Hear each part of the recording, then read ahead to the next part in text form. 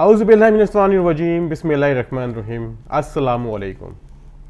उम्मीद करता हूँ आप सब लोग खैरियत से होंगे, ठीक ठाक होंगे। यूके वीज़ों की बारिश अल्हम्दुलिल्लाह 9 वीज़े एक सिंगल डे में।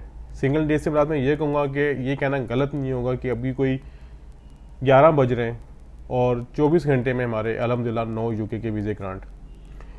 किन लोगों के हुए हैं वो तो कुछ चीज़ें कॉन्फिडेंशियल होती हैं, मैं शेयर नहीं करूँगा, लेकिन इसमें सैलमगीर की फैमिली भी है, झेलम की फैमिली भी है और मीरपुर की फैमिली भी है, लाहौर की फैमिली भी, लाहौर के भी एप्लीकेंट हैं, मुख्तलिफ हैं अल्हम्दुलिल्लाह। अब सवाल ये पैदा होता है जी, हमें काफ़ी मैसेजेस आते हैं, कमेंट्स आते हैं जी कि जब वीज़ा क्लाइंट का ग्रांट हो जाता है तो आप कितने पैसे मज़ीद वसूल करते हैं। क्लाइंट को कहता है मैं इतने पैसे मज़ीद दें। मैं आपको इसका जवाब दूंगा आगे चल के कि हम कितने मज़ीद पैसे लेते हैं। आपको पहले मैं ये बता दूं कि जो लोग हमारी वीडियोस देख रहे हैं या फिर जो हमसे रब्ता कर रहे हैं, हमारे ऑफिस विजिट कर रहे हैं, अब ज़रूरी नहीं है कि अगर इन लोगों के वीज़े भी ग्रांट हुए हैं तो आप लोगों के वीज़े भी ग्रांट होंगे, ऐसा नहीं है। अगर इनके वीज़े ग्रांट हुए हैं तो इनके डॉक्यूमेंटेशन पे हुए हैं, इनके प्रोफाइल पे हुए हैं और मैंने हमारी टीम ने, मैं ज़्यादा क्रेडिट दूंगा अपनी टीम का, जो टीम हरकत कोऑर्डिनेट कर रही होती है उनकी मतलब मेहनत से हुए हैं। देखें अक्सर वीज़े रिफ्यूज़ भी होते हैं, हमारे भी रिफ्यूज़ भी हुए हैं। हमारा अभी थोड़ी देर पहले ही 5 मिनट पहले ही पेशावर के क्लाइंट का वीज़ा रिफ्यूज़ हुआ है। क्यों हुआ है?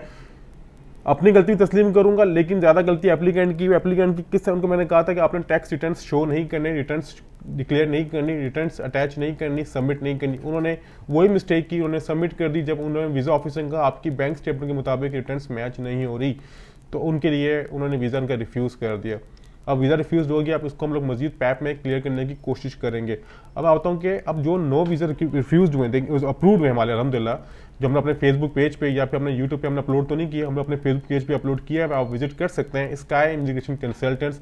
अब इनमें किसी के पास स्पॉन्सर थे, किसी के पास स्पॉन्सर नहीं थे। जो ज़्यादा मुझे सबसे ज़्यादा खुशी है वो है हमारे हैं क्लाइंट हैं लाहौर से, जिनका वीज़ा होटल बुकिंग में ग्रांट हुआ। उनके पहले 3 यूके के रिफ्यूज़ल थे, लाहौर से थे, अल्हम्दुलिल्लाह उनका वीज़ा ग्रांट हुआ।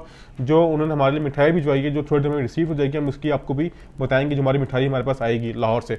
अब कहने का मतलब क्या है कि जो लोग वीज़ा अप्लाई करना चाह रहे हैं, अगर उनके पास स्पॉन्सर नहीं है तो भी वीज़ा अप्लाई कर सकते हैं, होटल बुकिंग पे अप्लाई कर सकते हैं। अब कहते हैं जी कि इसके लिए ट्रैवल सी ज़रूरी होती है, फला ठीक कहते हैं, ट्रैवल सी ज़रूरी होती है। अगर आपके पास जाने का पर्पज़ है, पर्पज़ क्या होता है कि आपके पास कोई इन्विटेशन लेटर है कोई कंपनी से या फिर जो भी एक्सरसाइज, तो आप फिर भी अप्लाई कर सकते हैं। लेकिन आपको फिर कहता हूँ कि वीज़ा होना या ना होना वीज़ा ऑफिसर का काम है, उसका काम है वीज़ा देना। अगर वीज़ा वो रिफ्यूज़ करते हैं तो आपके पास अपील का राइट भी होता है। अब एक और आपको एग्जांपल में कोट कर दूँ, बता रहा हूँ, यूके की बात ही हो रही है कि हमारे राफे साहब हैं, पेशावर के क्लाइंट हैं, उनका वीज़ा अप्लाई किया, कहीं रिफ्यूज़ हो गया, उन्होंने हमसे अपील करवाई, पैप करवाई, तो उनको टाइम आ गया 3 मंथ्स का रिकंसिडरेशन का। तो उनको कल एक ईमेल आ गई कि हमें आप फलां डॉक्यूमेंटेशन शेयर करें 7 वर्किंग डेज में, जो मैंने अपने फेसबुक पेज पे अपलोड किया है। अब होगा क्या फर्दर? अब फर्दर ये होगा, अगर डॉक्यूमेंटेशन जो उन्होंने होम ऑफिस ने मांगी है वो उनको सबमिट कर देते हैं, डिक्लेयर कर देते हैं और प्रॉपर्ली रेगुलरली जो उनके रिक्वायरमेंट के मुताबिक होते हैं, एक्चुअल चल रहे होते हैं, तो उनका वीज़ा 100% ग्रांट है। अगर उन्होंने कुछ भी डॉक्यूमेंटेशन सबमिट नहीं किया या फिर कोई इशू हुआ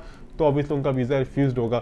अक्सर मैं अपने क्लाइंट्स को कहता हूँ कि जिन लोगों के वीज़े रिफ्यूज़ हो जाते हैं या फिर वो लेके चल होते हैं, कोशिश करेंगे अपनी जो डॉक्यूमेंटेशन है जो उन्होंने डिक्लेयर किया हुआ है उसी को लेके चलें, बैंक स्टेटमेंट को उसी तरह लेके चलें, इसमें कोई चेंजिंग ना करें। चेंजिंग करने से क्या होगा, वीज़ा ऑफिसर डाउटफुल हो जाएगा, यार ये बंदे ने पहले अपनी इन्फॉर्मेशन कोई और सबमिट की, अब कुछ और डिक्लेयर कर रहा है, तो ये वजह भी बहुत ज़्यादा होती है।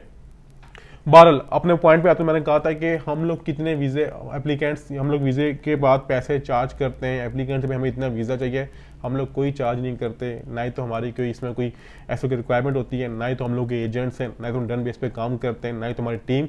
कोई बंदा ये नहीं कह सकता कि काफ़ी कमेंट्स आ रहे थे कि ऐसा होता है वैसा होता है, नहीं, हम लोग वाला काम नहीं करते। हमारा काम है जो हम लोग फीस लेते हैं, एडवांस लेते हैं, फुल फील लेते हैं, हम लोग फाइल बना के दे देते हैं। बाकी वीज़ा होना या ना होना वीज़ा ऑफिसर का काम है देना। बाकी हम लोग कोशिश करते हैं कि केस वही उठाएं। अभी थोड़ी देर पहले हमारे पास एक इस्लामाबाद ब्लू एरिया से क्लाइंट आए हुए थे, फाइल लेके, हम लोग को रिफ्यूज़ करना, आपको केस नहीं ले सकते, क्यों नहीं ले सकते, उन पर जान नहीं थी। हम लोग कोशिश करते हैं वही केस लें जिसमें कोई जान हो, बाकी हम लोग रिफ्यूज़ कर देते हैं। बाकी वीज़ा देना ना देना वीज़ा ऑफिसर का एंड पे वही बात हमेशा की तरह, स्काई इमिग्रेशन कंसल्टेंट्स किसी किस्म का डन बेस पे या फिर कोई ग्रांटेड काम नहीं करता।